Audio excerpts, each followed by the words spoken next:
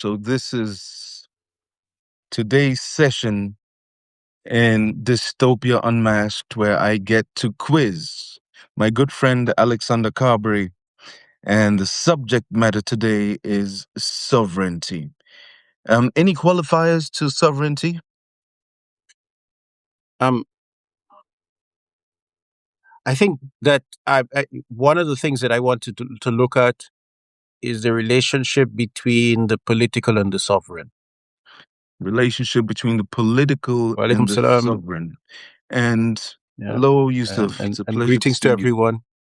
And before we jump into that, the political and the sovereign and the political, this is not just a one off conversation. It is planned as the previous series, as a series. Initially, I remember we spoke of 2 sessions. No, I didn't set Oh, you any. didn't specify. You I didn't didn't specify. specify any limits because I thought this is a thorny one. It is. It Yeah. is. It is. It is. I've had several goes at the notion of sovereignty. Try to sort of sort myself out to get ready for this conversation, and I noticed that I had. I'll just throw this at you and see whether that's where we can pick up or whether we pick up elsewhere. I noticed that I had, based on my own, let's say, professional biography, 2 different access points to the theme of sovereignty. One is as a classical political scientist that uh, acquired my political instruments in Germany, of all places, my Mhm. professional political analysis instruments. So Max Weber jumps up and wants to explain things in my head.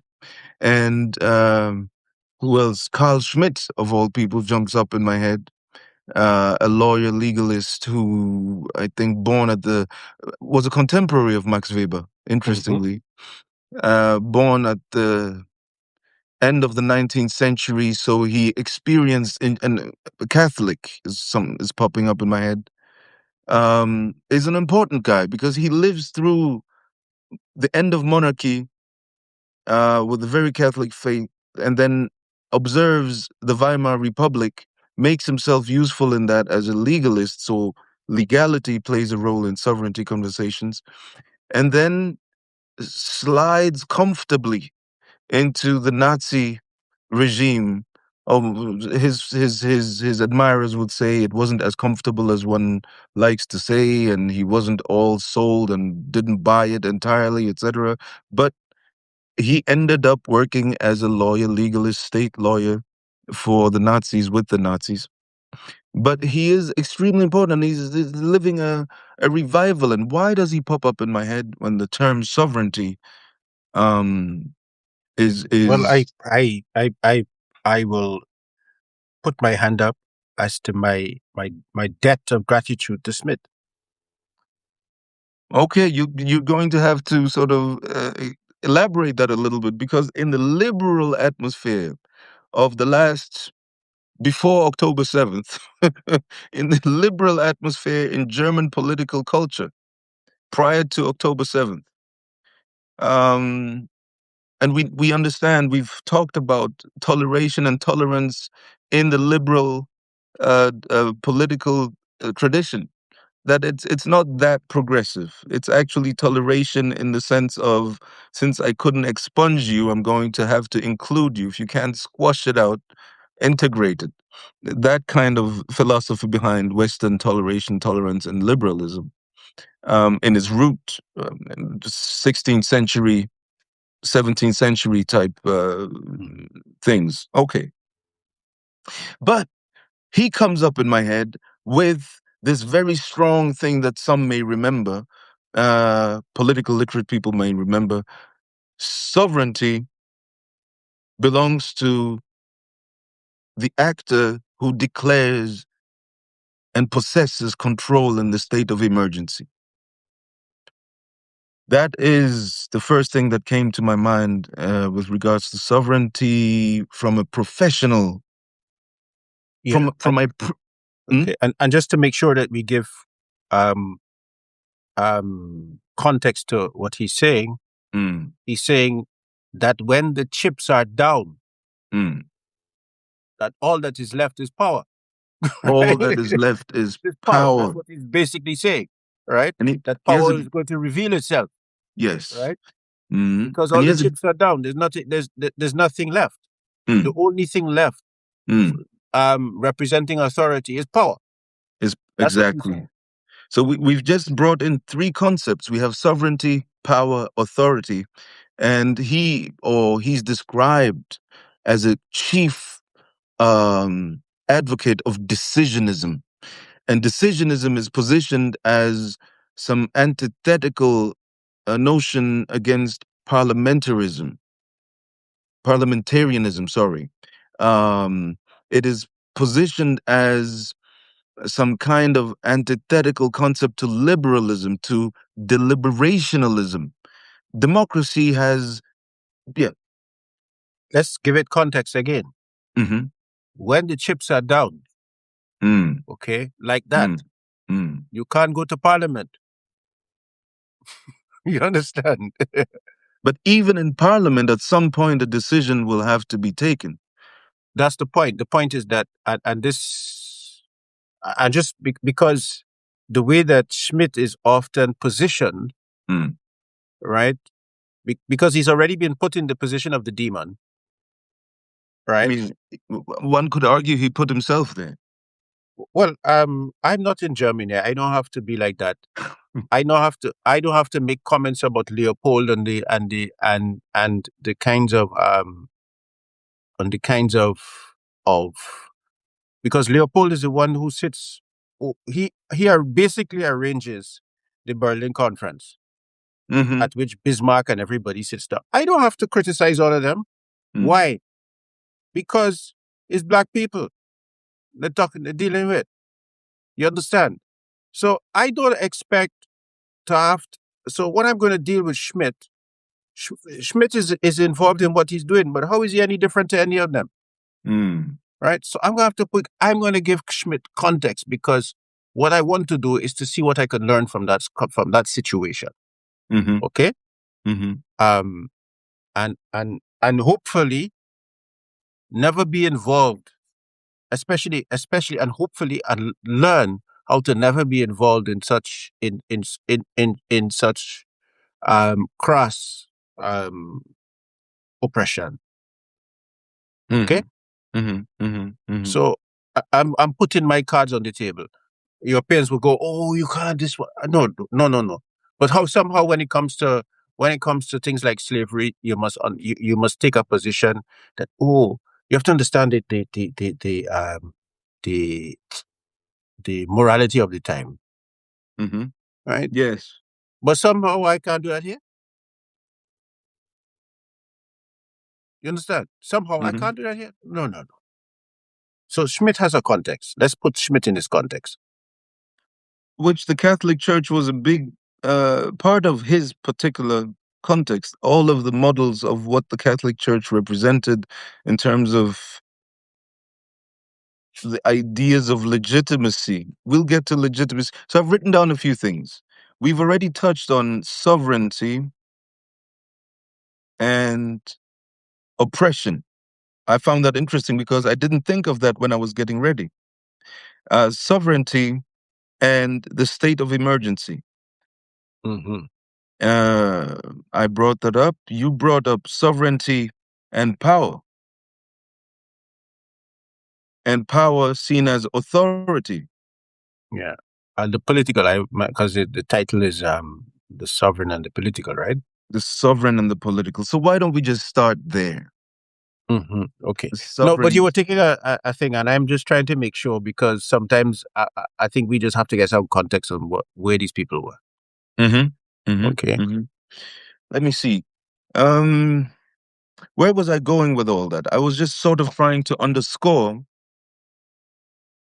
that that which is sovereign has these standard approaches of how to discuss it, and that standard approach, if you're a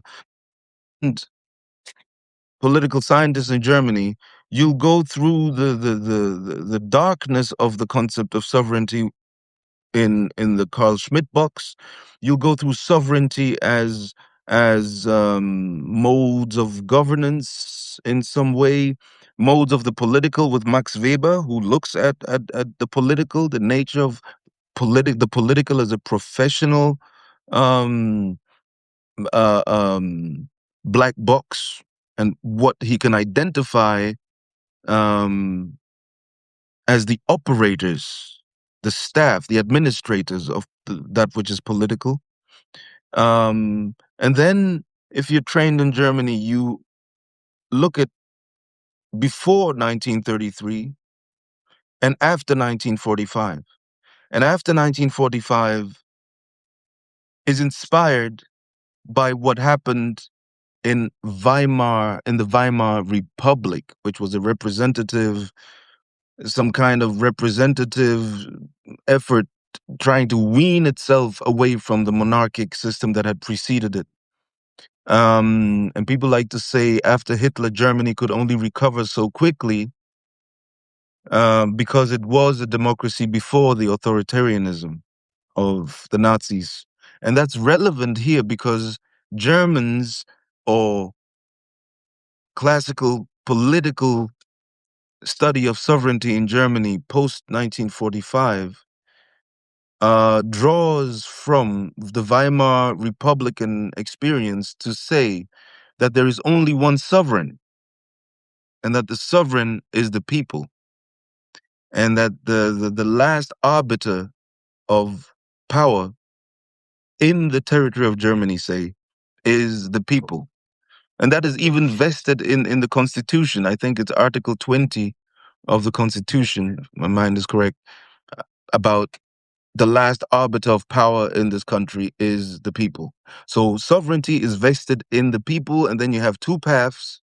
One is direct democracy, like Switzerland, with what do you call it?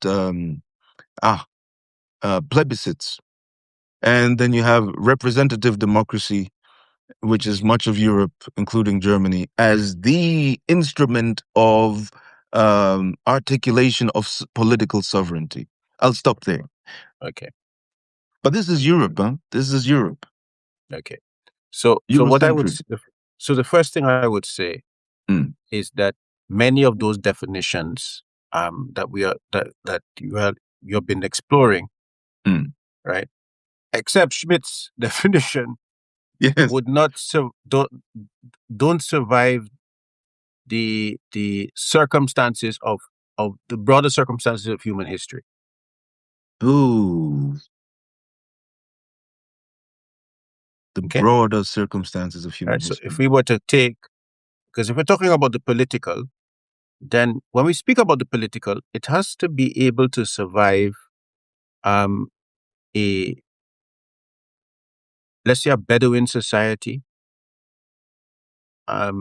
highland societies, mountainous societies, farming communities, all the way up to states, because they're all Mm, political. mm, Okay, many of those definitions will not survive that. mhm, mhm, Okay, at least Rousseau's definition will survive that, right? Although much of what Rousseau says is he himself tells you that he's doing a mind experiment. mhm, Okay, and so he's not making it universal; he's just running an experiment. mhm, So I think that if we're going to talk about the political, then our discussion of the political has to be able to survive the many terrains that humans have experienced. Okay?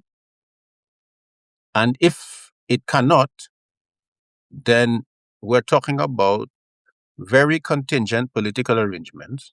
mhm, And maybe beneath them, there are some underlying principles. I was going to use the word primitive, but that has been that's been colonized. Right. There's mhm, some mhm, underlying principles that maybe these political arrangements, which are contingent, so we're talking mhm, about parliamentary democracy, etc., and ideas of sovereignty that are European, that mhm, that they are still maybe they are still expressing those fundamental principles. Mm-hmm. Mm-hmm. Okay, Mm-hmm. so okay, I just threw that down. I'm gonna step back and let you respond. I appreciate that you brought in colonialism, and this is a recurrent theme in our conversations, which is the cloning that the West has so successfully imprinted the world with. And that even on the continent of Africa, I will leave to you to give us some insights on Latin America. And I'm thinking of Southeast Asia and Asia and the Near East as the West Asia. I mean, the whole planet is a set of republics now. The entire planet is a set of republics with some very, very, very few exceptions. Mm-hmm. And that's the situation we have. So then the question is for me: how do we begin to interrogate the political to begin to expose the actual bones, tendons, and muscles of what the political is before its appearance, as a Western system, or even the Chinese imperial systems, or alternatively, um, Akan polities, whether it's the Fanti or because the Fantis are more like confederations. Yeah. You get the Ashantis, which is a straight, which is a monarchy, is monarchic, Mhm, right? Very consultative, mhm, right? mhm, mhm. But not in the democratic sense as we understand it. They're not counting Yes, numbers, right? yes. I mean, you have so I'm saying that our understanding of the political has Mhm. to be able to survive those terrains, Yes. right? If it cannot, then we're not. Then we have to be honest and say we're talking about European and European inspired political systems. So I remember that we had the conversation off air about universality and specificity of sovereignty in the political context. Would you like to say a little bit about that? I think what I just said is that, isn't it? I mean, Yes. yeah, because I'm saying that different terrains Yeah. impose Mm. different challenges. And so political arrangements in those different terrains differ, and human history attests to that. Yes. So Okay? you've spoken of political arrangements, but I notice you want to say something more. No, that's okay. I notice you speak of political arrangements. What are we seeing here? So I'd like to bring in sovereignty again because, I in the introduction, I tried to highlight how sovereignty is inculcated conceptually and ideationally um, in academia within the discipline of, yeah, In European academia. in European academia. Thank you. Which presents itself not as a particularist uh, uh, academic adventure, but presents itself as academia. It doesn't say welcome to Western uh, particularism in political thought. It says welcome to academia. And I think many people in the West come out of academia with that underlying notion that they're academics, not with the what would should be the truth that they're Western academics. And this, of course, applies to whoever comes to study here, much like Signufis went to study in Heliopolis, Egypt, some when was this? 2,000 years ago. Before, um, well, you see, so Yeah. I wonder how Plato would have spoken about the influence he brought back from Egypt. Whether he, Well, he speaks about it. well, You don't have to wonder. no, but I mean, in terms of the similarity of how I'm sort of um, mindlessly saying academia instead of pinpointing the particularist nature of Western Okay. academia. Yes. Well. Hegemony. Another aspect of sovereignty that we touched on in preparation is hegemony. So people can maybe hear already Okay. it's a very rich Okay. spectrum in the prism of politics. Okay. Prism, not prison, but prism, where light is fractured. So I mean, I just want to make a point. Yeah. Mm-hmm. Not too much of a point. I was going through political concepts Mm. in Arabic. Mm-hmm. Okay. In an English Arabic dictionary, not an Arabic straight Arabic dictionary. Mm-hmm. Yeah. And then I don't think you can go through political concepts without digging into that or something, right? Mm-hmm. Then you'll notice that a lot of continental political theory comes in. You have to have a German dictionary or French dictionary or an Mm-hmm. English one, right? Generally, you get most of that. Um, Dugin is fascinating, right? You might not Russia. agree with everything he says, but it's very interesting to see different thinkers exploring these matters. Because Dugin's real contribution is his exploration of ethnos. Mm-hmm. Yeah. Mm-hmm. And I think that and then you have Sanskrit. Mm. Okay. You have Farsi, which they have their own discussions, their own framing of the Yes. political. Mm-hmm. And and there are others, right? We're talking about which you find written literature. And um and I think that we have to we have to make an effort to really broaden our perspectives as Yes. people studying the political. I'm not going to call myself a political scientist, Mm. Mm-hmm. right? Makes sense. I wish I were, but I mean, in that sense, I wish I could call myself. I wish I could feel qualified to call myself that, but I don't. I think I'm exploring the political. Mm-hmm. I think it would be a presumption to call myself a political scientist. Um. And if I may say something in that regard, Mhm. I used to. This is why I did this introduction, because when I was trying to get ready for this conversation, I realized there were two different tracks in my head, two different professional. Uh, mm, mm, well, let me stick with tracks, because what I just delivered is what I sort of remember from being a classical political scientist. But then in the Classical course of European. a classical European political scientist. So from that, what happened is that I moved slowly, I evolved into, and proudly, I must say, in some way, into a social scientist. And as time has progressed, I sort of prefer that term to that which I got the qualification in, Mhm. because the rigidity and the limitations of political science as a paradigm um,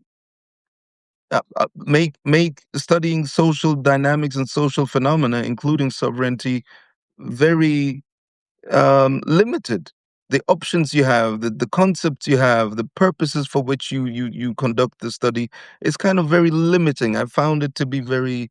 I found myself to be claustrophobically, reduced, when in fact you wanted to conduct social sciences, broadly speaking, including in the social dynamics, the dynamics of the politics, or the political, or the dynamics of the military, or the dynamics of ecology, and how that relates to the political, and or voila. So Okay. to make a long story short, when you become aware that political science as a paradigm is something of a straitjacket, and you try to broaden up, you end up in a broader ocean of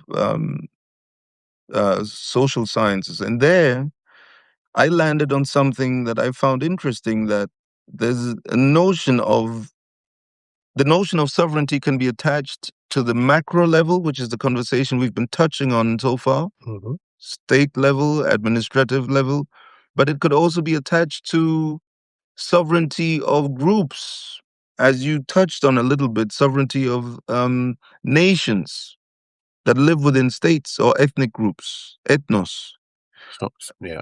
Mhm. and sovereignty of individuals. Okay. Okay. So, sovereignty of nations, peoples, and sovereignty of individual. What does sovereignty of an individual at the What does individual? sovereignty mean? What? Oh, I'll leave that to you, because I think it has something to do with governance. Well, I think the word sovereign, right? Which comes from the Latin, I think, is superanos, Mm-hmm. um, which means like over, Which means to. like over, Mm-hmm. right? It's used to mean ruler, but it means over. And hyper, the Greek word hyper, Greek Mm-hmm. prefix hyper, which we use in our language, is from the same root as sovereignty, and the word over is from the same root as that. Mm. Okay, so it's talking about. So generally, sovereignty speaks about rule, and that is which rules over. So it has, but I think that it is so broad a term that you could put anybody in that house. So often, what we're looking at are this. Go on. From a Gadamer point of view, from a hermeneutic point of view, if sovereignty implies over and above, then this also explains what I was saying before we got into this conversation about, from the social scientist point of view, the European, um, or the transdisciplinary social scientist point of view, which is what I then espoused later on in my career. Then it becomes logical that you would say, if the sovereign is he or they that are above, the elite, the ruling class, or whatever, the sovereign, then sovereignty has a lot to do with autonomy. Well, I think that often okay, so Cecile says something very interesting, right? Mm. He says you understand the meaning of words within the network of meanings, which, right? So there's no positive definition of a word in the sense that you could say the word is that. You have to look at the word in reference to others, which then gives you a semantic field. That's Mm-hmm. Cecile's position. The dictionary takes a very different approach. Yeah. Mm-hmm. Mm-hmm.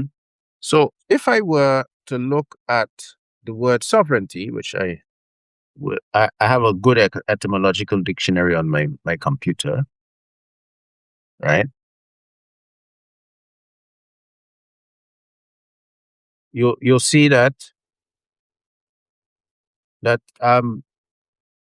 it means supreme power or authority. Okay. Supreme power authority, which implies autonomy. No, let's just look at it like that. Okay. Because autonomous is another word from Mm. another semantic field. So either this is a person or a principle. Mm. Okay. So in in modern European states,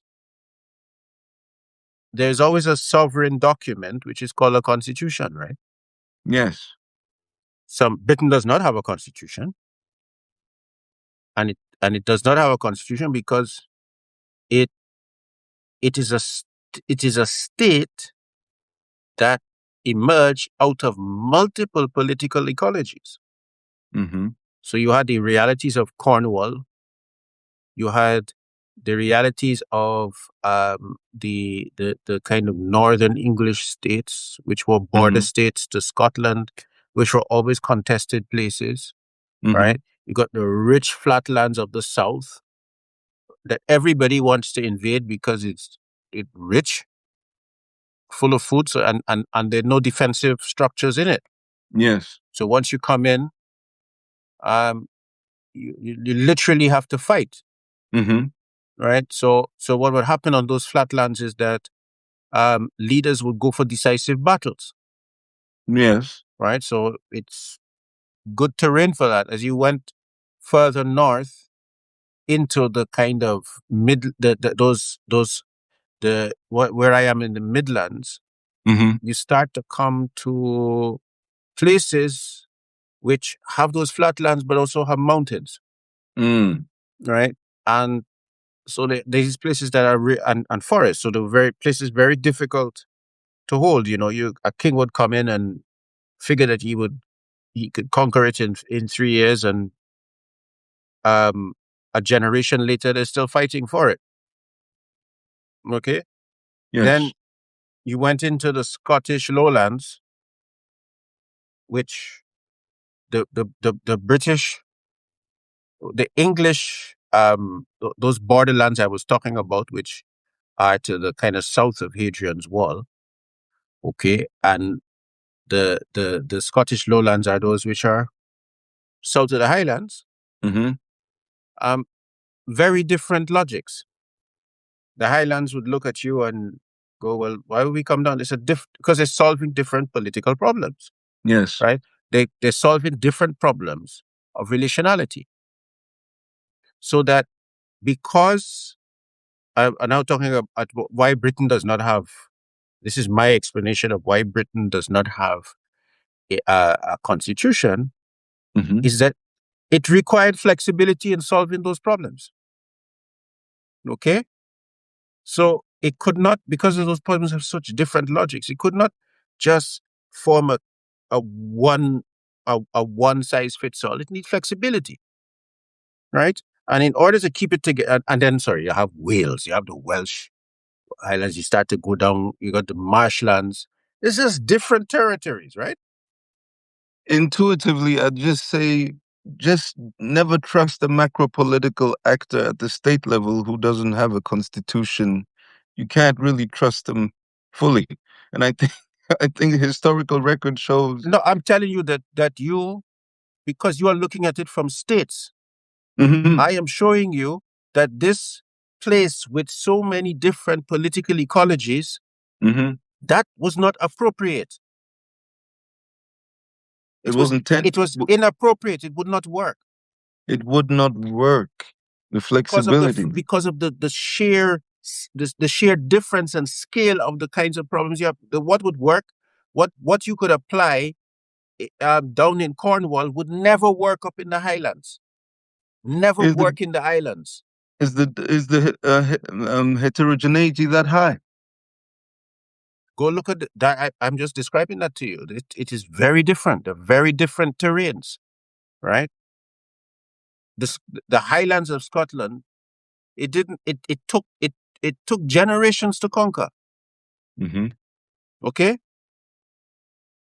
And it changed, and the conquest of Scotland completely changed. And the Scots started coming down and conquering down the descent. It completely changed it, right? So when you have these ideas that a particular kind of state is what human beings are progressing towards, I don't know what you're smoking, right? But it's some bad weed, Mm-hmm. okay? Mm. Now, standard political theory teaches you that man is progressing to these more and more consolidated states. But there are places in which that has never worked, Mm-hmm. right? Where the tension between the formal and the informal is the predominant empirical finding. Yeah, but I'm also talking about the terrain, Mm-hmm. right? The terrain does not permit that level of consolidation and concentration. Okay. And when you come to impose it, you can impose it, just won't last. Yes. Right? The only way you're going to keep it going is you have to keep pumping money into it and men and blood. Okay. Are you talking by chance of another state that shall remain unmentioned, also without a constitution? Well, I'm speaking about many places that don't have constitutions and places that have constitutions where it is suitable. The French Constitution, right? The French Republic and the French Constitution, 58, right? 1958. That thing should be written in blood, right? As stipulated in the national You anthem. know, when you look, yes, the national anthem, you look at the fraternity, equality, fraternity, what's it? I never remember. Whatever. The Germans have a joke about it. Liberté, égalité, and camomile tea. Chamomile tea. Yeah. Well, I mean, and the point is that But it's fraternity. Fraternity. fraternity, liberté, fraternity, equality. I'm still waiting for that one. Yeah. I mean, my point is that that the reality of an ongoing French Republic project Mm-hmm. is one of the most bloody projects of human political history, right? Have we read the French anthem here on the program before? We have, yeah. Oh, we have. Yeah. Quite Uh, bloody, huh? well, because that's what I'm saying. You have to really translate um, political rhetoric Mm-hmm. into political realities. Yeah, Mm-hmm. and that is stated by history. Yes. Okay, and so the if you look at and I'm saying that well, first of all, that the language is French. All right, that is an imposition. That is why the French guard the language so much. Mm-hmm. Okay, because the standardization and the destruction of local dialects, etc., was part of the French project. Yes. Now, when you're studying political science and you start to study the French Revolution and so on, I don't know how they get away with not talking about that. Yeah, Yes. I don't know how it is possible to get away without talking about that. Mm-hmm. Mm-hmm. Okay, Mm-hmm. and my point is not that I'm not making the point that it's bad. I'm saying that different situations require different political technologies. Mm-hmm. That's all I'm saying. Okay. And so what happens is that sorry, you're saying something. Just throwing in something that remember how I dared mention that for some strange reason planet Earth is macro politically designed to be a slew of republics, as if that were a natural thing. Because this is one of the things that really, and I have no rat in that race. It just irritated me as a social scientist that the very peculiar political system that Gaddafi had set up, whether it was good or bad, was just blown up and replaced with the rickety kind of representative thing that doesn't even work to Well, this day. I think when we're talking about political systems, we have to talk about appropriateness. Okay. And I started very deliberately with with the French Republic. Yeah. Right. I went straight to the French Republic very deliberately because all you have to do is go and study the history of modern France. Yeah. Right. Napoleon after all of the bloodshed after the revolution, Napoleon figures, you know what? I'm just going to take this bloodthirst and turn it on the rest of Europe, Mm. build an empire.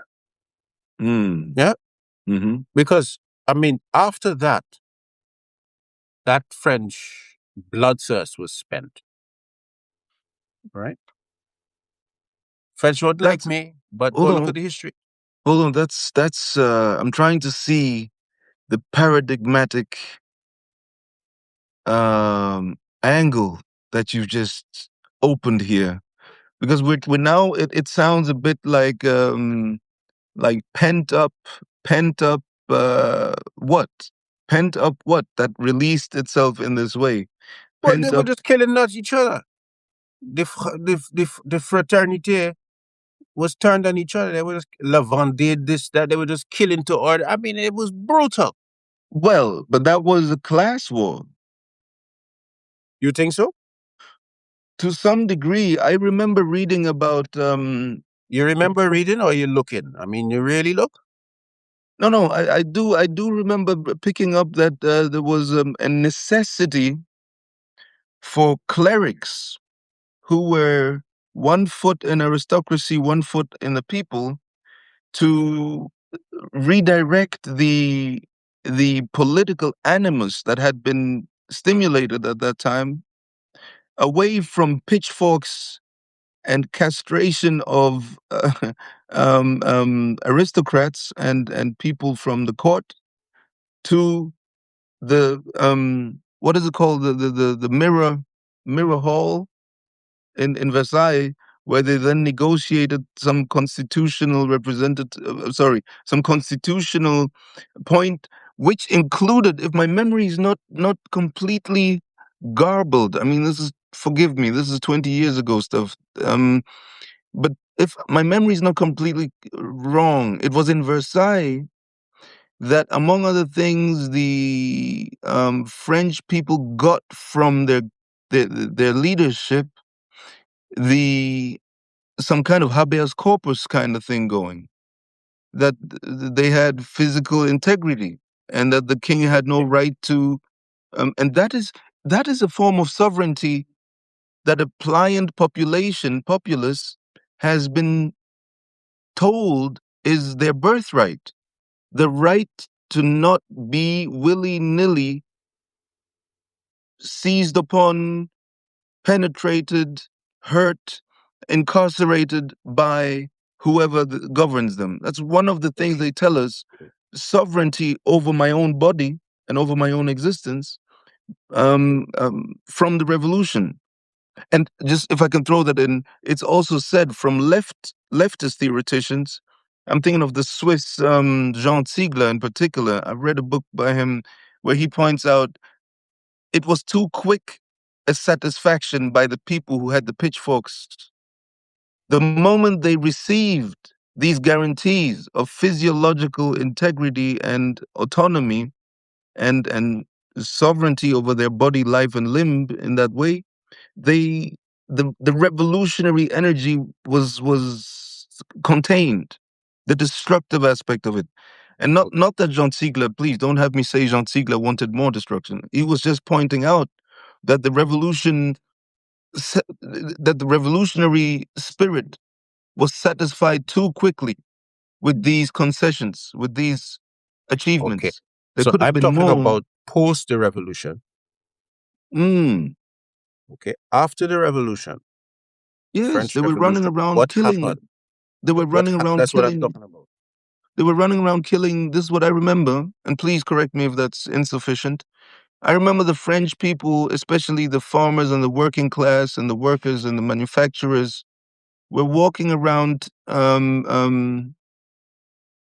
drinking wine and looking for farms and fiefs. What is properties, shiny aristocrat properties to burn down and destroy.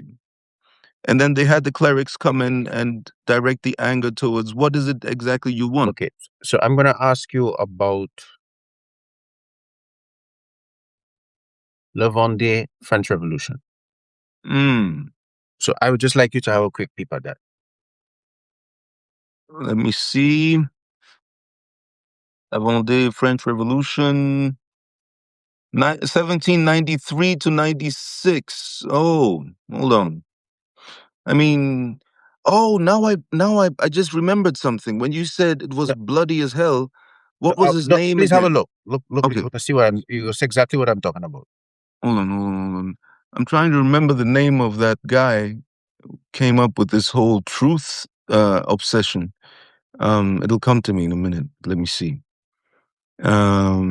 Revolts, military response, aftermath of the First War and later revolts. Genocide controversy. Oh, So, mm, guys, if you're on your, because I know that you're on your computers and we're going through this, just have a look at Lavonde. mm-hmm, Right. mm-hmm, mm-hmm, I'm just mm-hmm. making a point. So the core concern we have is Robespierre. I was thinking Robespierre. Yeah, Robespierre. yeah. But I think we have to be a bit disciplined in this one to get through Yes, that. yes, yes, Okay. yes, yes. So, basically, Lavonde is one of the situations, and Lavonde took at least, I think it's a minimum. It's almost 200,000 people died. Mm-hmm. Okay, some of it was just genocide. Do you know what's just a footnote? Not to interrupt you. I don't. I did a French baccalaureate. And if you know anything about the French school system, you know that everybody does the same test because everything is coming centralized from Paris. I'm promising you, I do not remember that we talked about this ever. And Okay, this might be this is only one. There's more. So this might have a look at this one. I'll show you more. this might be on me. This might be on me because No. This is not what they teach. But I'm the, showing you, right? because I really don't remember Okay. 200,000 deaths in the term of genocide coming up Yeah. around 1789 in that sense. Yeah.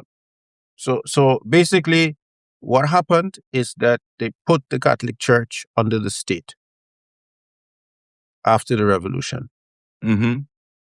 and the peasantry rose up. So then they had to, basically, they made genocide to make sure that they never did that again. Mm. Okay. Mm-hmm.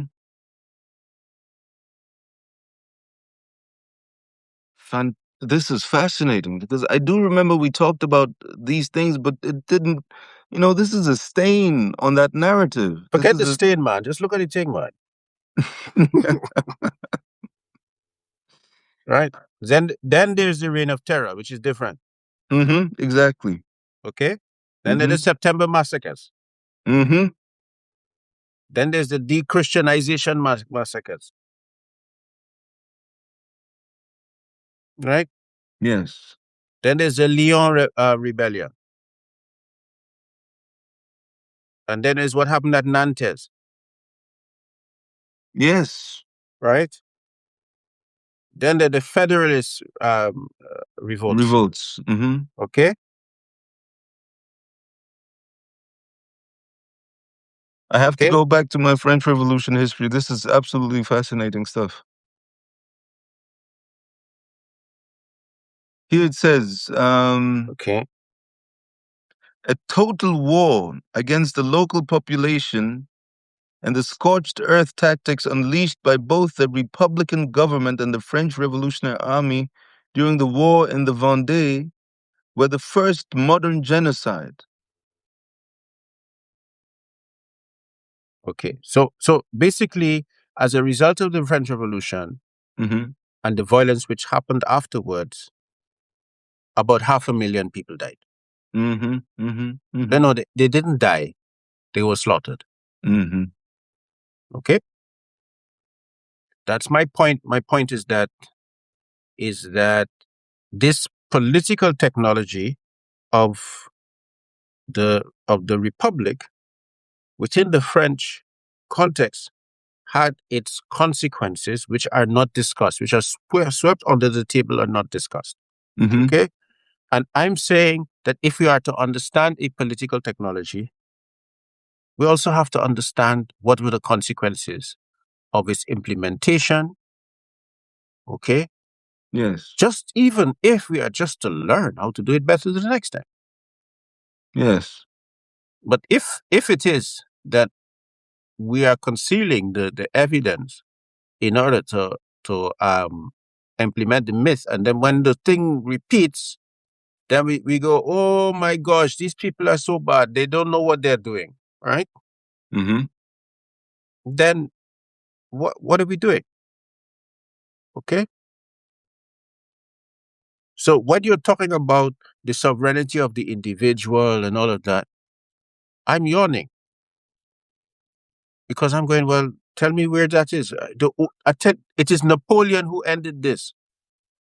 Napoleon took that energy and he turned it on the rest of Europe. Wow. Wow. And we've talked about that before.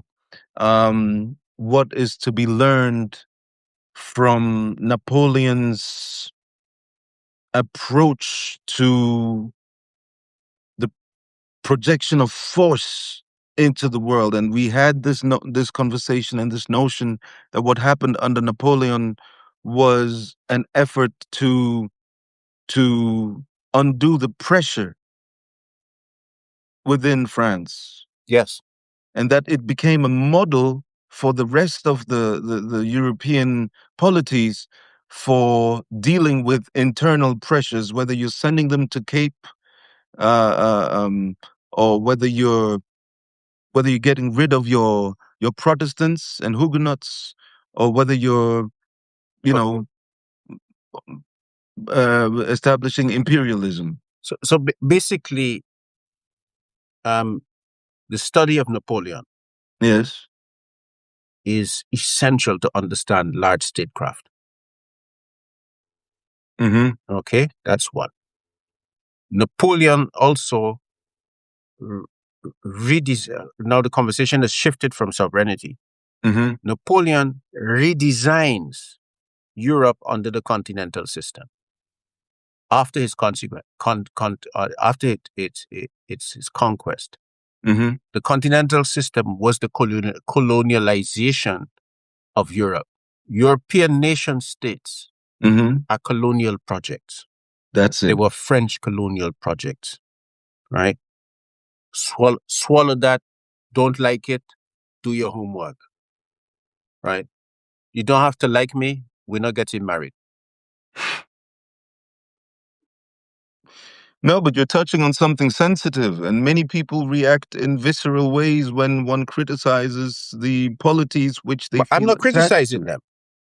Pardon me? I'm not criticizing them. No, but you know what it is. What does it call? Jung says about the shadow. If you haven't integrated the shadows of the polities that you're a part of, you might feel some kind of way when somebody Yeah. flashes them in front of your consciousness. Uh, um, I, I have a trench coat over here. I don't know what you suggest. Because then suddenly the messenger becomes the problem. Yeah. The messenger becomes the problem, and you foreclose the message, the So substance. okay, but what I'm saying is that if we are to understand the political, then we have to study the political. Mm-hmm. Okay. So the first thing I'm going to say about the political, because okay, so as a working, let's work at a working definition.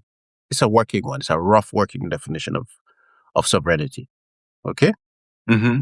Sovereignty, it represents that principle which is able to legitimately adjudicate within a society.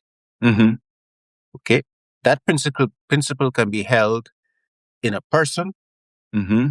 or it can be held in a committee, or it can be held um I don't know any other way it can be held. Yep. Mm-hmm. Mm-hmm. Mm-hmm. Um and then different societies in different places have different structures. When we're talking about democracy, it means that those very different structures have basically been destroyed, and the modern form, right, which is a class society, has been put in its place. Mm-hmm. Mm-hmm. Okay, or has emerged in its place. But that cannot just emerge by accident. Mm-hmm. That is by circumstance. Okay, Mm-hmm. so when we start to universalize ideas like democracy, and we treat different ways of governing as non-normative, um, so they're not normal, then we have to remember what kind of history allows us to take that position. That's all I'm saying. Mm. Right? Yes. So when we're talking about Fascinating. that autocracy is inherently bad or this or whatever, and I'm looking at the situation going, okay, no. Let's look at how we have emerged to this point and what assumptions we have to make about a situation to speak about it in the way that we do. Mm-hmm. Okay. Normally, often, Western political theories don't like you to talk about them like that. Mm-hmm. Or West, no, not because the theory don't talk. It's the theory has no, I'm reifying the theory. I'm saying the political scientists or don't like you to talk about this situation like that. Okay. Mm-hmm. So, if essentially, when you have a when you talk about a principle such as the demos being the sovereign, Mm-hmm. then how does that translate into decisions? And this is where Schmidt becomes interesting, right? Mm-hmm. Because the demos don't make the decisions. In Switzerland, they do. It's not possible.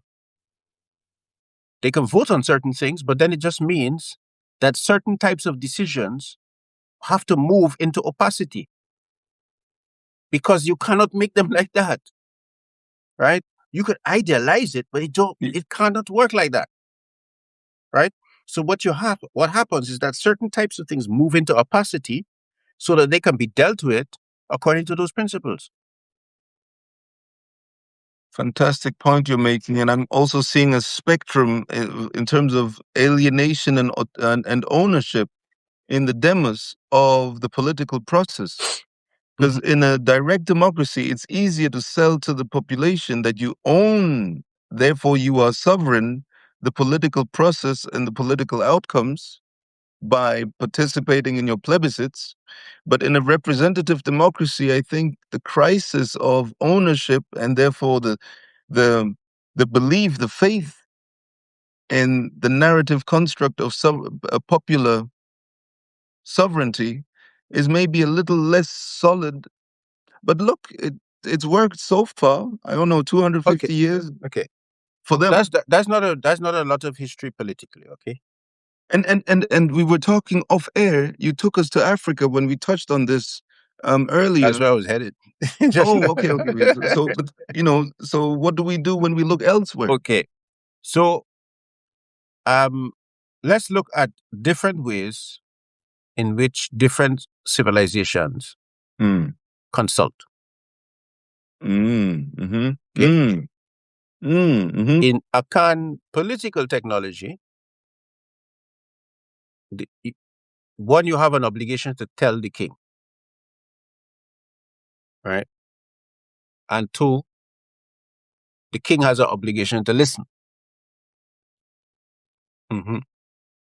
Just an anecdote, something that really, excuse my language, that really pissed me off. So I had a land issue in Ghana, and I had to go see the king to ask for his, I think the word is intercession, to, help solve the issue. And that was the first time I had to deal with such a thing. I just want to share it because of the annoyance. I hope no Ghanaian is listening and gets angry with me because I'm being a little disparaging here. But, you had to go see the king, and you had to set up a meeting, and then the meeting took place, and then you go in, and there's a whole, I don't know if ritual is the right word, but a ceremonial kind of procedural things to respect, and pour libation, and this, that, the third, and so there's a traditional. I don't know if tradition is the right word, but there's a procedural set of things that has to be. There are customs like Customs, thank you. I almost use the word catechisms, but okay, customs. So you go in, and then there's a procedure, and then I wanted to tell him directly, because finally we have him in front of us, the man with the power to make decisions and force us, the litigating parties, into, some kind of outcome, um, via his authority vested into him through however he acquired that position on that stool. I tried to speak to him like I'm speaking to you now, because I was eager to get this behind me. Mistake. You have to speak to the interpreter who's standing right next to him with a staff. Speak to the interpreter. So I speak, but the man is right here in front. The king is right here. okay, So okay. Let me say something to you. mm, You're in Europe. hmm You want to talk to the prime minister. well, How do you do you, it? it's very formalistic. You have to get an appointment. You have to prove who you are, the Okay. You have validity to of write the. letters. hmm You have to do. Every people have their customs. That's true. That's Okay. true. So That's true. um You might uh, not even get the hearing. You might not even get the audience. yes, but it theoretically hmm the king is supposed to listen to you. How that takes place differs across different polities. But the anecdote, for people who aren't familiar, I just think it was in my heart and in my mind. I thought it was a theater of the absurd.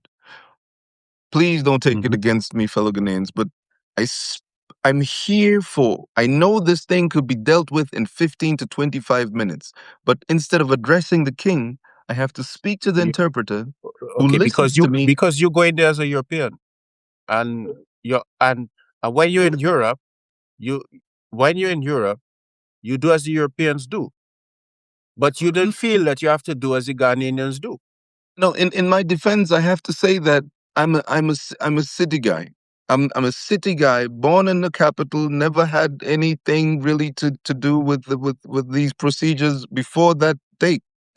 And I speak to the king. Everybody looks at me. What's wrong with him? So I turn around to the interpreter, speak to him. Yeah. He takes the words I just spoke and speaks them to the man who's sitting opposite me, and then Yes. What do he you think speaks. that does? Oh, What do you think that does? it establishes a phony hierarchy.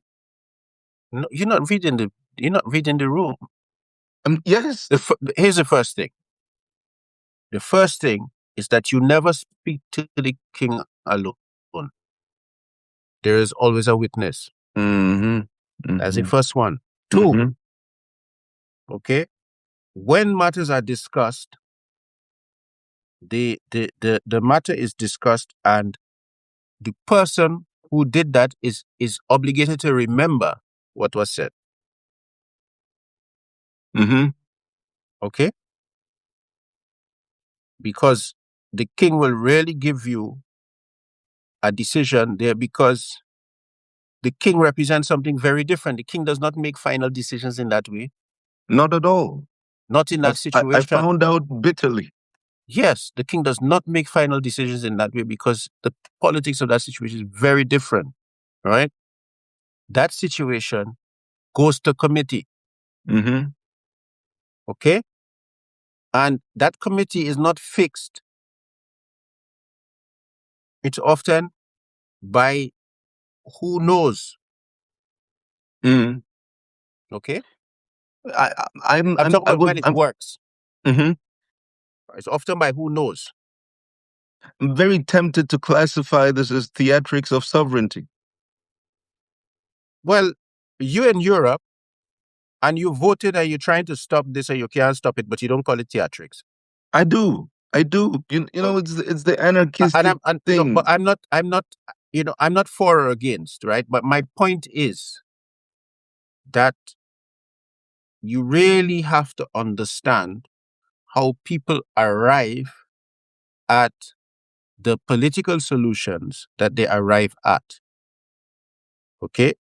And you cannot come into a situation as a litigant. You go to Mm-hmm. court, right? You go to court. Would you take a lawyer? Would you take advice? Would you find out what you're supposed to do? You just get up and say, Judge, I want to talk to you, right? Mm. You don't get up. There is a there are customary there's procedure in the court, Mm. right? But you You go you into just another situation and you don't expect procedure. Why? you just reminded me of something that happened in Germany in the 70s, I believe, maybe 60s, where oh, I'd have to remember exactly, but the quote is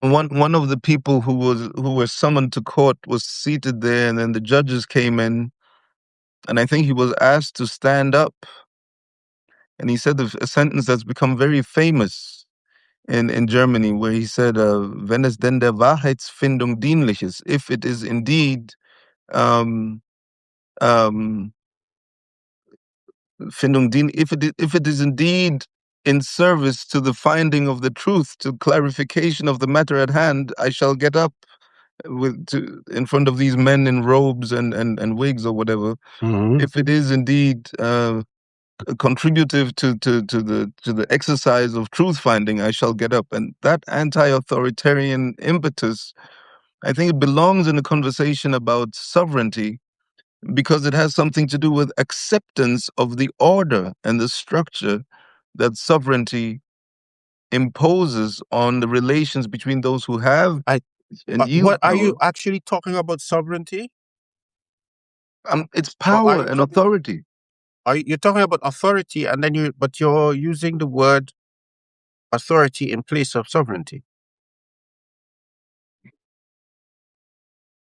You went to the king because the king represents sovereignty. Yes. And he can confer some of that to me, which would have allowed me to tell the No, other but you one did not to do get your lost. homework on how it works. That was your problem, Mm. At that time, that right? You one did time. not do your homework on how it works. Mm, mm. So you go and you expect what the king gave you is a hearing. That was what it was, yeah. It's a hearing, Mm-hmm. okay? And usually, after the hearing and the matter is seen, then you either get another hearing or you get a message. Okay? Mm. So you go to the court, and what do you get? How does it work? It felt like a runaround. Well, from the time that you broke protocol, Mm. it was. From the time that you, because part of it, because it's very relational, right? Mm-hmm. So you're dealing with different types of society. It's very relational, Mm-hmm. right? So in that sense, in those and the court is the same, right? You break protocol in the court, and you're liable to end up in prison Exactly. for a few days. Mm-hmm. However, you'll notice that in these situations, you do not. It's a different understanding. But there's There's consequence. there's consequences. Yeah. There's and I'm saying that whichever situation you are in, that in authority like that, especially at the point of breakdown, Mm. imposes protocol, and there's a reason why. Mm. Right? The reason why it imposes protocol is that when you go before authority for a decision, means you could not arrive at a solution. None of Exactly. those two parties is going to be generally happy Yes. with the solution, Mm-hmm. right? Exactly. So it begins to impose protocol and makes you jump through hoops, so that when the solution comes, which will not fulfill the desires of either party, often, Mm-hmm. right? It is accepted. Okay. And I'm talking to you here like this because I had to spend a lot of time observing Mm. how authority tends to work. Okay. And I had to get rid of the whole idea that these forms of authority are backward and these forms of authority are modern. Right. Mm. Because Mm-hmm. when I observe a court, the operations of a court, Yes. and the protocols of a court, I mean, I could be anywhere. I'm reading text. I'm reading an account of meeting the Ottoman Sultan or the King of England or whatever, and I'm like, okay, why is this so similar? Mm-hmm. Mm-hmm. Right? The other prince, you are, or once you're dealing with that kind of thing, you are never able to say that the king said, and there is no and without in any of those situations without um yeah, you can't without witnesses. Never. Mm-hmm. That's one of its principles. Yes. Okay. Mm. So Mm. so part of that again is that you never speak to the king. You speak to the person. The king heard. Mm-hmm. Okay. That person who is now repeating better remember. Yes. That's the point. The king heard. That person who's repeating never better remember. And Yes. their job is to remember. So if there were 40 litigants at that point, that person must be able to narrate 40 litigations, almost word for word. Mm-hmm. Yeah. Yes.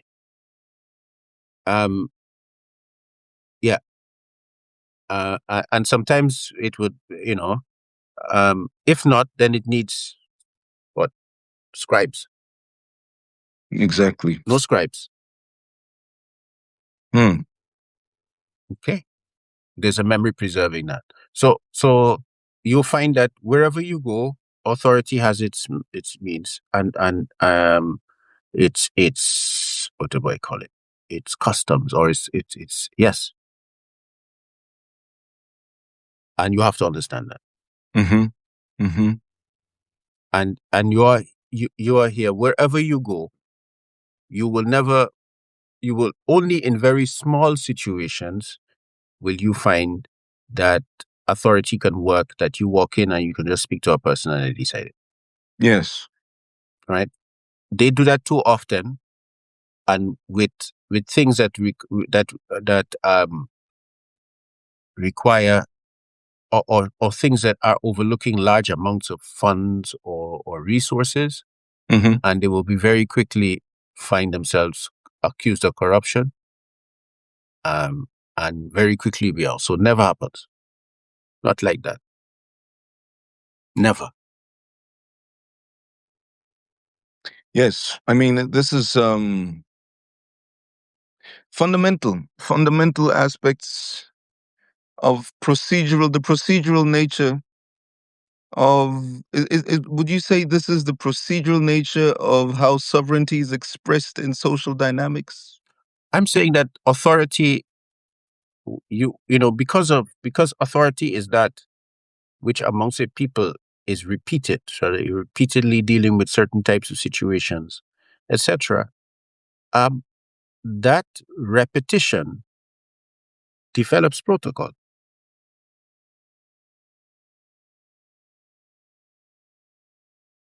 Hmm. right? Mm-hmm. Mm-hmm. Mm-hmm. Let me give you so okay, because we actually haven't really dealt with the political. I feel like we're touching on it all the time, but you might want to make Yeah, it. but coming away with some clear definitions. We're not coming away with that. Mhm. I think the only clear definition or kind of working definition we have is regarding sovereignty, Mhm. where we said, where or I said, I mean, and that's I'm not the final arbiter of that, but I said that that sovereignty represents the principle Yes. of adjudicative authority. Okay, and that can either be held in a person or in a committee. So you saw the person who represents that principle, but he is not able to decide on his own. Yes. Okay, Mhm. and often in es- well, even so, when you go and talk to the prime minister in Britain or in Europe, and you listen, does he give you a straight answer already? Mhm. Does he say, okay, this is what we're going to do, or does he have to go back and speak to his cabinet? Yes. Okay, it's the same thing. Mhm. Mhm. Okay, Mhm. because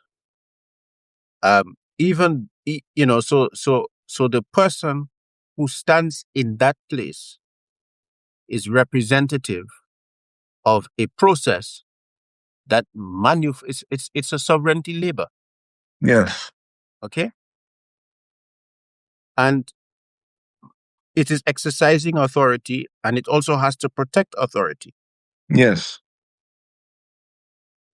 Okay, and since it has to make decisions on those things which neither party will be happy, it has to be very careful, because it can, in deciding those things, erode its authority. Okay, so because in my in my opinion, and this is my opinion, that the political when we talk about the sovereignty of the individual, um, Mm. I step away from commenting on that. First, I talk about the fact that the political is always relational, Mhm. and so since it is relational, it will always assume privileges, rights, obligations to the parties involved. Mhm. And those privileges, rights, and obligations are never equal. Mm. They may be, they may be, they may appear in legal documents as equal, but they never are. Mhm. Mhm. Yes. Okay. So, Mhm. there's always a variance between the in that relation, because it is about the management of relations. There's always a variance between what is said, what the law, what is on the paper of the law, and the act and the practice of the law. Mhm. Yeah. Hmm. And and that that ambivalence, or that, is always preserved for precisely that. Right, the one making those decisions needs space to make those decisions, right? Based Yes. upon, if those principles are too um are those principles are too prescriptive, then you cannot respond to what is on the ground. Yes. Makes sense. And I see that as a I see that I've seen that in every polity that I have studied. Okay. Mhm. Mhm. Yes. Hmm. There's a lot to process here. No, tell me about it. Well, it is a lot to process. Let me ask you something more panoramic. What made you, what inspired you to look at sovereignty as a theme and look at it in depth? Because often we are speaking about the political Yeah. in language that we have inherited Yes. without a real appreciation of what the language imposes upon us. Mm-hmm. And that was this was my fundamental challenge as a young man, because my political education, I think if you're looking at Weber or any of these people, you have to look at their backgrounds. Okay. And because your background shapes the questions that you ask. Oh, define background. Well, how did he grow up? What were the challenges he had? What is he trying to reconcile? Mm. And I should put mine on the table, right? Because I grew up in the my father was both technocrat, diplomat, and politician. Yes. So you're bridging those three. So a lot of and so my house was a bridge zone, and m- part of what happened is my bedroom was put above the that uh, place in the living room, which operated as a drawing room, right? So they would discuss matters there, and as a result, a lot of my education was listening to conversations. So this is over determination in a sense. You had no choice than to become a political thinker. Well, yes, because I was exposed to political thinkers, thinking Mm. of political thinkers and political movers and shakers, and the kinds of challenges that they were facing. Early and consistently. Yeah. So as a result of that, I really had to begin. I mean, one of the conclusions I came to by the time just before my teenage was finished Mm-hmm. was that we really some of what we had received, we really did not understand the implications of it. Mm-hmm. Okay. I was Mm-hmm. convinced of that. And so part of what I then did was I I began to study the political, right? And I Mm-hmm. came to the conclusion that that I don't I you know I do I came to the conclusion that had to be independent study, right?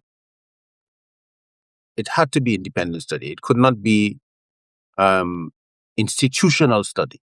Mm-hmm. Mm-hmm. Mm-hmm. Although at times I may have dipped into institutions. Right. Yeah, that was what my conclusion. Mm-hmm. So as a result of that, I am sharing I'm sharing some of the things. Some of these things I don't have conclusions on. Mm-hmm.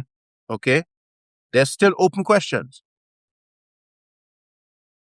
Okay, but Yeah. the point about it is that um, we have to be able to develop. I think we have to be able to develop the kind of discipline of of of interrogation of these matters that actually allows us to see and to see, because what part of what we've inherited is this idea of the political as telos. Man started in the simple, and we are evolving to the centralized state as the pinnacle of political development. Okay? Man, that's just like your opinion, man. You know that sentence is just it's devastating. No, but I see what you're saying. Yeah, I see. that's how it's presented when you're taught. Mhm. Mhm. And in my own experience of interrogating the political, Mm-hmm. I was telling you about one of my uncles who Mm-hmm. was an Akan prince, and the challenges he faced. Mm-hmm. But what you begin to realize is that sometimes the relational density of the simpler polities are because that are carried as are so dense that in state policies in which you've got an institution or so, you don't have to deal with that dense relationality, right? And the skill needed to negotiate that dense relationality is a very peculiar skill, right? It's Mm. a very peculiar kind of skill. And if you took an official from the state and you drop them in that, they most likely, many of them would not survive, Yes, that right? makes sense. Mm-hmm. And so for me, I had to then really begin to rethink what the political was. Yes. Okay. Mm-hmm. So Mm-hmm. I don't know if that comes across in this conversation. I mean, there's some comments that I've seen, but I think my so they're greetings, and let me see if anyone has a question or an input. Does autocracy and the bourgeoisie not do away with people as place of power? Um, there are two things here. When a leader leads, the people are always the place of power, right? The moment that those people decide that they are not obeying him or her, Mm-hmm. and they bring and they are willing to resist the violence Yeah. in order to do so, that authority will fall apart. That is an underlying principle of the political, right? Yes. There are certain taboos. If you cross them, people abandon you. Yeah. So what we are looking at in modernity Mm-hmm. is a polity in which relational complexity has collapsed. It's no longer load bearing. And so we can go up, stick a piece of paper in a box in order to make those load bearing decisions. Sorry, are you tired? No, I'm actually No. trying to remember something, and it's Okay. not. I'm not getting it together. Okay. You know, when I'm trying to piece it together in terms of sovereignty as a in the social fabric. Where does sovereignty reside in the social fabric? I don't think. Look, that's why I defined sovereignty. I said I gave a working definition of sovereignty in Mm. saying that sovereignty is the principle of authority. And it is the principle of, and that authority is adjudicative. Okay? Because, let me give a context. People Mhm. are transacting all of the time. Yes. Okay? That capacity is to adjudicate disagreements Hmm. and, uh, and, and, and relations that are not in the polity's interest. Okay? And I'm saying that that adjudicative principle is sovereignty. And that that principle can be represented by a person, Hmm. but its reality can never be fulfilled by a single person.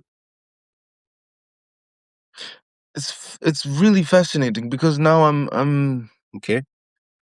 But wait. If so, what is Vance and Trump are trying to do? What is it they're trying to do? Trying to remove the checks and balances from Parliament, from Congress and Senate. I threw that at you. How was Mobutu running the show? Okay, so um, you're asking me too many questions. I can only answer one at a time. Let me rephrase it together. How does authoritarianism express in sovereignty? What's the Okay. I think, let me repeat my definition. Mm-hmm. Because what's happening here is we're having a conversation, right? Often in classical political theory, they answer it in a certain way. Okay, sovereignty. I don't know how many boxes that bastard sits in. That's the problem I'm having. Yes, that is exactly the problem I'm having. Yeah, so that's my. So I that's why I said no. We need working definitions. Okay. Right, because Okay. sovereignty mean everything. It could mean really a lot of things. Right. If you had to go to the toilet based upon your definition of sovereignty, you would do your business all over the place.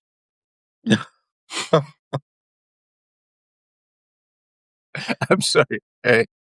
No, I thought you were going to say sovereignty expresses in he who controls access to the toilet. No, but the way that often we bandy about the word sovereignty, it means so many different things, right? I was sorry. No, let me let you finish first. Okay. Because So the question comes: how do societies decide upon where that authority principle lies, that adjudicative principle lies? Okay. Mm-hmm. And historically, across societies, people have had many ways in which they do so. Yes. One of them is kings. Another one sometimes are clan groups and their decisions, but it tells you where they see authority. Okay. Some people, the sovereign is the clan group. Yes. Okay. So if you decide anything, if you educate anything in a way which is not in harmony with the clan group, it is illegal. Right? Because that is the basis upon which they derive legality. So now you're asking me questions about modes of government with a sense of normativity that human history does not afford us.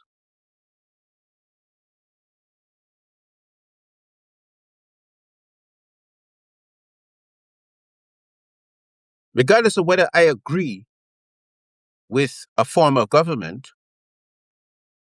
that's not my business. That is neither here nor there. Different societies have historically found many different ways of arriving who holds that adjudicative principle and what that adjudicative principle is.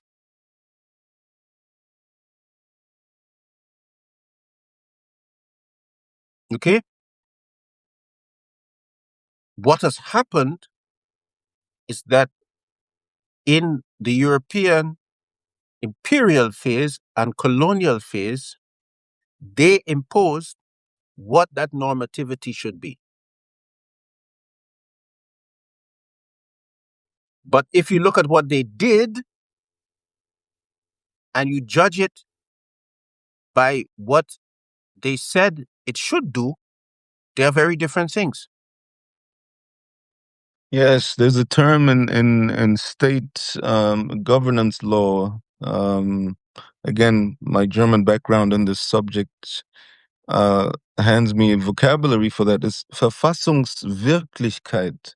So there's the constitution and the principles and the declaratory principles neatly listed in the constitution, and then there's the reality of the constitutional effect.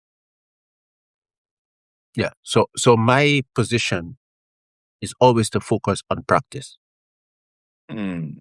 right? I gotta practice. I said, okay, I know that's what you say, but let me see how you did. So when you said that, that's actually what you really meant, right? But Mm-hmm. often with things like constitutions, that's what this means in this generation. Doesn't Oh. mean means in that generation, because constitutions maintain that flexibility, right? So if you don't look at it like that, you begin to miss those nuances, right? And you begin to because basically because European society it, it emerges out of a theologically based society.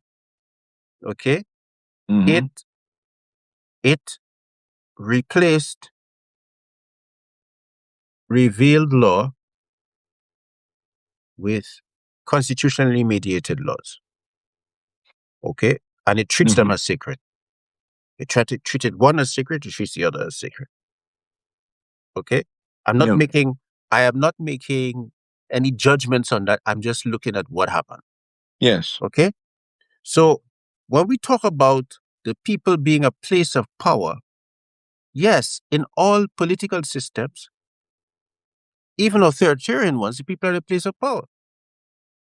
This is very interesting now, Right. yeah? Mm-hmm. The point is, how is that mediated? And then you have to ask the question, because the how often reveals a why. Okay, Mm-hmm. and and and basically, I'm saying that to study power, you have to study power. You're not studying morality. Mm. If you want to study morality, go study ethics. If you want to study power, you have to study power. And power ain't pretty. If you were looking for power because of lipstick, then I suggest that you go to a fashion show. Right. Mm. It's a very, I mean, to me, what you said and was liberatory is to point out how many different domains this notion sits across. And I wonder why you chose the legal adjudication perspective to anchor sovereignty, because there are really many facets of sovereignty. No, I'm not talking about legal. No, when you think about adjudication because of your state centricism, Mm-hmm. you think of legality. Okay. Mm. Well, However, however, the political is always rooted in the legal, and it has to be, well, yes, yes, yes, yes. right. I get yes, yes, yes, But yes. it is not limited to the legal, No, that's it. and adjudication is not limited to the legal, That's it. Mm-hmm. right? In terms, because another role of authority, or the main role of authority, is continuation. How does this polity continue? Okay. The main role of authority is continuation, and without specification whether it's reflexive or uh, Well, I'm talking about the generative. society's continuation, the polity's continuation. Yes, The polity yes. the polity is invested in its continuation. Some are not doing a very good job at that this But moment. that's also part of politics, that you either do a good job of it, or what works now does not work tomorrow. Japan, Mm. Mm. I'm presently really studying, digging into Tokyo. Okay. Mm-hmm. Tokyo built infrastructure in the post-war period, Mm-hmm. right, of expansion. That infrastructure is now needs replacing, but now they're in demographic decline. They produce each their their reproductive rates are something like 0.96. Mm-hmm. So that their society is in decline. So now they're Yes. asking questions like, who is going to pay for that for the repair of that infrastructure or the replacement of that infrastructure. And also, when it is replaced, it was built for so many millions, right? How many people are going to be using it in a generation? Mm. Right. So they're facing those challenges. The other challenge they're facing is that that the replacement of the expertise that knows those systems, right? Most of them are in their 60s. So they have a problem. Okay. They also, the next problem they have is that the price of raising children and educating children is so expensive that people don't want to have a lot. Right. So a large part of their households, in I think about 58% of Tokyo's households are single person, and most of those are elderly. Okay. So when they have a heat wave,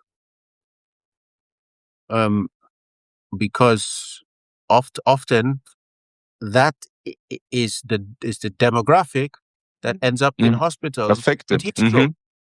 Yes. Okay. Dehydration. Yeah. So it's really fascinating about, because now that, for me, that is how you study politics. You study politics about how does it affect the society, and especially who bears load, who makes decisions, who handles consequences, how consequences are handled. Okay. So I'm not looking at it as to whether it's democratic or not. Yes. Looking at how these decisions are made, what those consequences are, etc. Okay. And I think that when you study the political, I think for me, that's what you're studying. You're not studying the performance of theological conformity. Europeans like theological conformity, and they demand that you prove that you are not a heretic before you start to talk. Yeah, okay. Do you condemn Hamas? Who? I just remembered what's his name, Piers Morgan's Yes, regular no, but performance. I was giving my thing because that the question, who Mhm. Hamas? What does Hamas do? Right? That's the kind of context that they don't want you to Yes. give, Yes. right?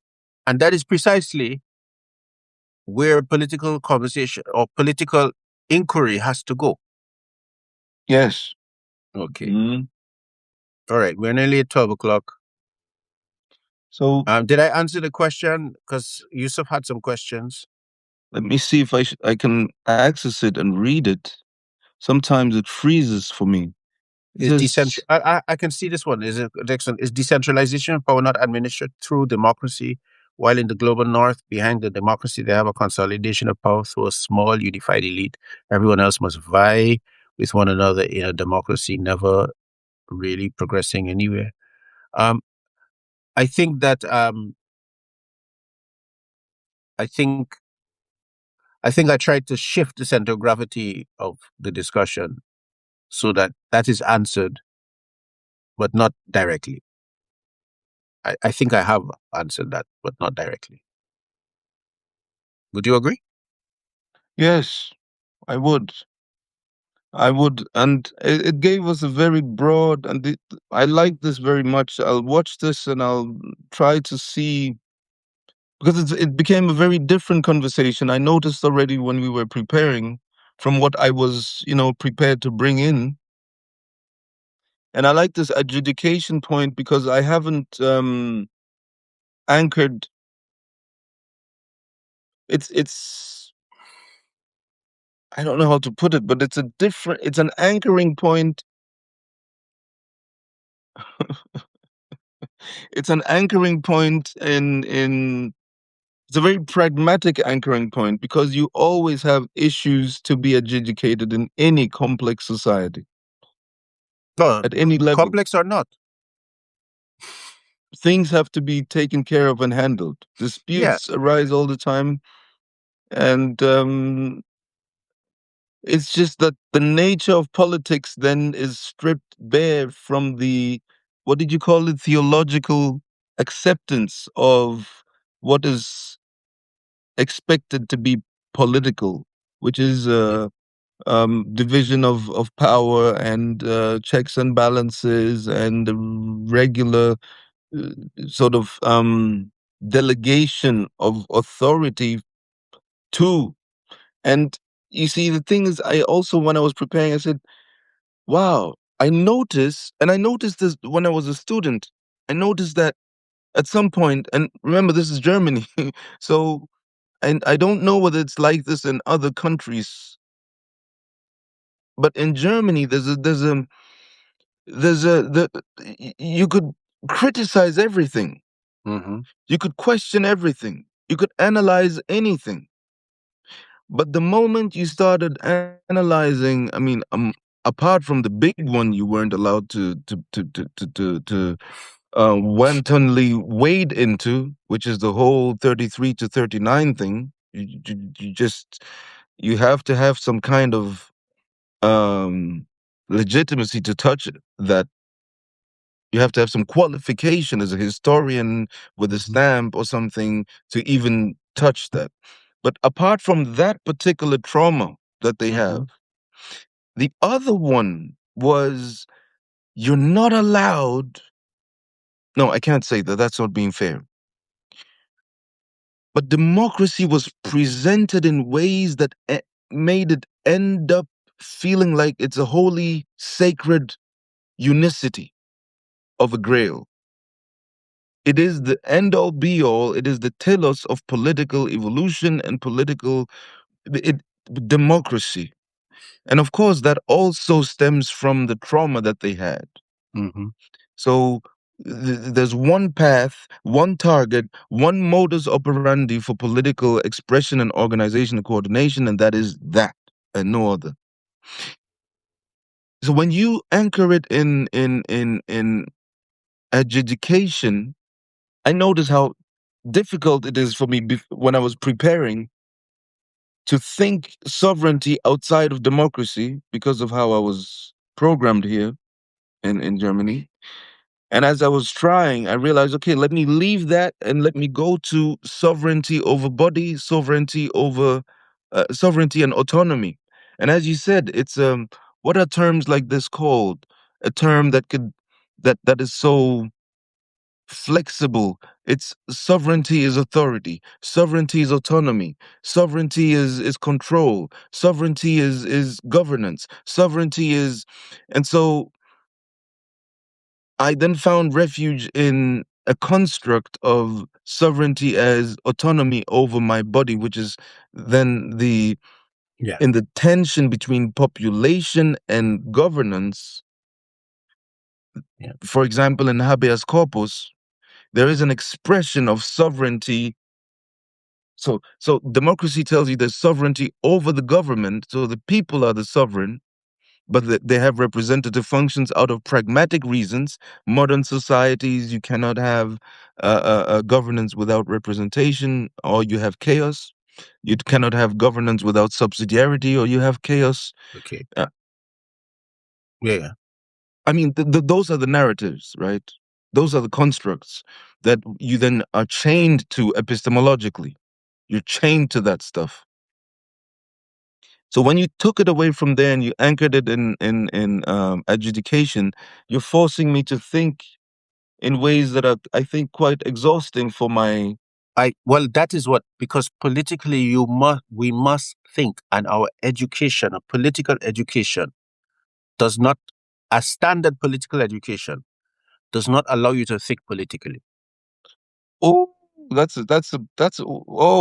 oh That's why people oh. like Fron and Brodel and so on did what they did, because it doesn't allow you to think politically. That's why Schmidt says what he says.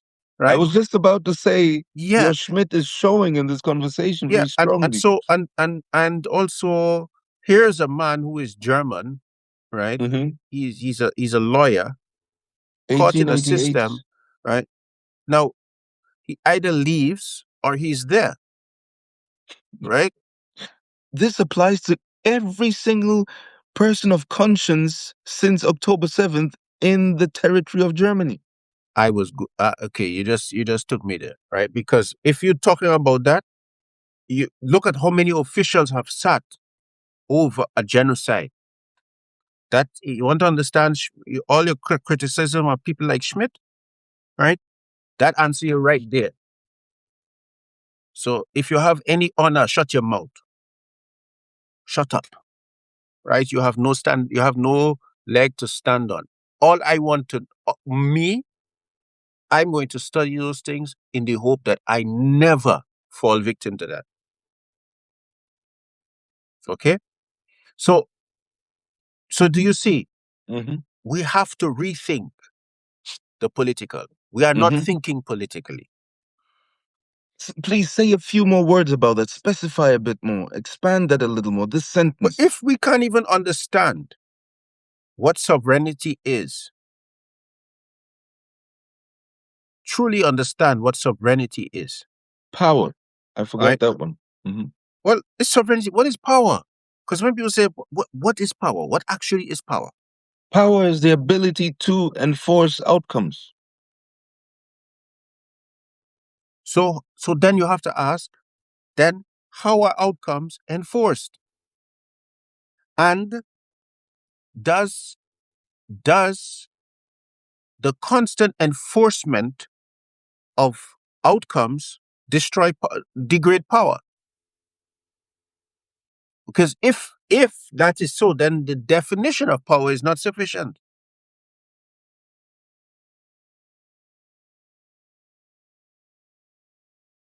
So you notice I didn't mention power. Very little, to my surprise. Yeah, because that's my problem. Because people think that power is coercion, Mm-hmm.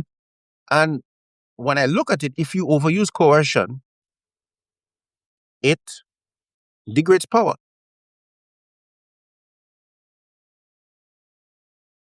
So I don't go there, right? So, but my point, reason why I'm spending my time is I really want people that I could discuss the political with, right? Instead of you know often just going to sleep. That is, I mean, there's so much in this conversation. I'll have to revisit it. It's a bit long now to revisit it, It's long, yeah, and I want to go. Yes, so maybe a hard cut, but thank you so much, Alex, for introducing this vantage point, which it does make sense. It is when we're talking about Carl Schmitt, of course, then it's not that alien to the political theory discourse to anchor it in juridical um another German technical term comes to me, Letztentscheidung. It's the sovereign is the locus of the last decision. Well, and here I'm saying is that this is about how do Oh, you you're expose frozen. how do you expose this the one who has sovereign authority when the process is opaque. Yes, Okay, okay. so those definitions are about because of opacity. How do you so they say because regardless of whether that decision that has to be made like that is necessary, the sovereign authority still is there, but the question is what exposes it. Okay, that's why Schmidt said what he said. Yes. It's a response to opacity. Okay, and sorry guys, I think we have to have a hard stop. Thank you so much, Alex, for this conversation. I'll revisit this video and look at it. We have more on sovereignty coming. Perhaps it'll be more streamlined as we move ahead. It's been heavy. It's been heavy, and it's been surprising. Um, Sovereignty as authority, as autonomy, as education, as power, as control, as Yeah, it's been yeah. interesting, and it's Okay. outside of European canon, European political canon Well, Schmidt discourse is of canon. inside the discourse. Eh? It's in a position of his own. Yes. I see Schmidt as a Nazi guy, but that's just the way he was. Okay. That's just the way. Well, Because I'm a if I were to democracy. take that position now, then there is literally almost no European political thinkers and politicians that I will listen to anything they have to say because their hands all full of blood, right? And they have proven themselves to be brutal, right? And not brutal often. Yes, brutal, Yeah, oppressive, absolutely. That's the right? world we're living in now. It's Corrupt. revealed. Mm-hmm. Okay. Mm-hmm. Tell me who has gone to prison for Epstein, Spineless. right? Who's gone to prison for Epstein? Mm-hmm. For the Well, Epstein files. Epstein himself, I'm asking you who has gone to prison for the Epstein files? for having been revealed in those files. Yes. Who has gone to prison for that? What happened to No, I'm asking the question. Who has the gone to prison prince? for that? Anybody? The, the prince in UK. Has he What gone was to his? prison? Okay, I haven't been following. I've been so disgusted. I Who just has turned gone to away. prison for the Epstein file revelations? Name one. I think some. I know. I mean, forget about it. But I know that there's a Brazilian. His pilot. His pilot who was not in. I am talking about people in the political sphere, Those who've spoken out. Blue Tech is saying those who have spoken out. right? But you find them and you count. And count them. Just find them and count them. That's the point. All I'm saying, okay, is that when you see that, you cannot settle for the official narrative. You have to look and you have to understand that you have to free your thinking so you can actually see. What do you say to someone who cannot undo themselves from the official? That's not my Uh, problem. I'm not yeah, but this. interested. But I'm surrounded by people like I this, and don't care. That's not my problem. I've And stopped talking. I've just stopped talking. that's not my problem. But that. That's what I'm saying. I'm here. I'm talking to people. I'm talking to people in this way so that I have people to talk about the political and they can give me things I could never think about. That's what I want. Yeah, I'm tired of that nonsense. Tired. Like somebody go, oh God, listen to this nonsense. Alienation, but that's the price. That's the price for taking off too far from what we're supposed to be satisfied with. Well, the Eh, price is what the price is a genocide in Gaza and a war launched against the Iranians, unprovoked war, right? Which threatens Well, to bring, it is not. hold on, It's not entirely unprovoked. They are on promised land. They should we have talking been about, I'm somewhere talking about else, Iran, and I'm saying they should be somewhere else. Why who, are the they there? Iranians? Yes, they are in the way of Eretz and all that. Oh, yes, no, right. You know, you, we have to be So, fair. And so know that in the next generation, right, either this is dealt with Mm. or you're going to be dealing with people who have all sorts of claims to all sorts of land, right? This has consequences. And it's not good. It's not good for us and not good for our children and grandchildren. Anyway, listen, I'm done. Right. But that's the political. That's why the political must be taught. One word. And I didn't say taught, Taught. I meant Thought. Mm.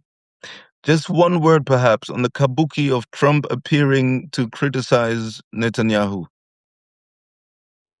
I think it was Well, yesterday or day before. I don't have time with that, man, fellas. But And did so it what? shift anything? Does it do anything at all? And so what? And so what? And so what? It- You can criticize. I could say I don't like the smell of your perspiration. But if I can't make you bathe, then what? Well, such is life. Such is life. We have to, in our capacity and modesty, observe and analyze and be satisfied with that. Now I'm doing my thing. I'm doing my part. If we all do our part, then the world has changed. We'll meet again next week, same time, if all things go well, and we will be talking about sovereignty. I'll be reading, I'll be listening to this one again. I'll be trying to be ready Mm-hmm. for sovereignty next session. Yeah. No, and Hold on, thank you for holding on. hold on. Okay. What?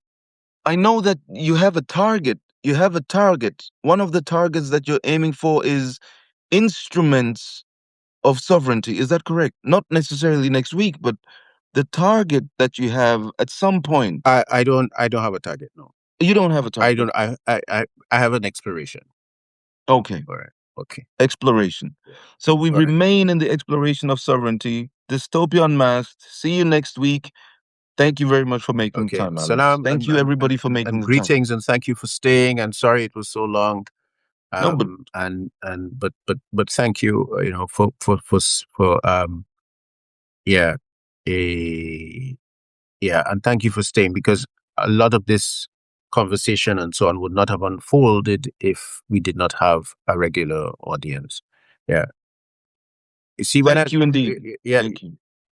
the thing that I must say that the people I am most terrified of are women because when women make you a target, you have no chance of survival. I will be time traveling. One of the things I'm going to do after this is I'm time traveling. I'm going back to France, 1780 to Oh, wait, 1800. that stuff is I, so bloody. Oh God, I have to I'm sorry. revisit it. I I'm have to really revisit sorry. it. I'm sorry, but it's bloody. I warn you, it's brutal, bloody, and I'm going there. I want to it's see. stomach turning. Okay. I want to see. All right, guys, I'm gone. Bye. Thank you indeed. Yeah, salam. I'm gone. Yeah. Bye, bye, bye, Bye. bye, bye.